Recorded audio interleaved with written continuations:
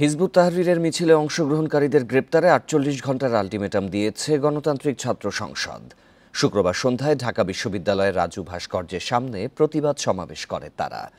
Hizb ut তাহরীরের কর্মসূচিতে পুলিশের নীরবতার অভিযোগ এনে আইনগত ব্যবস্থার দাবিও তুলেছেন নেতারা। বলেন, প্রকাশ্যে কর্মসূচিতে দেশকে অস্থিতিশীল করার চেষ্টা করে আওয়ামী লীগের এজেন্ডা বাস্তবায়ন করছে হিজবুত তাহরীর।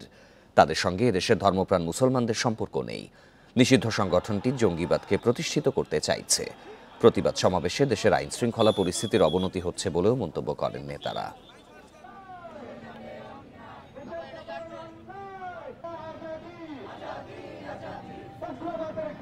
এই বাংলায় হবে না।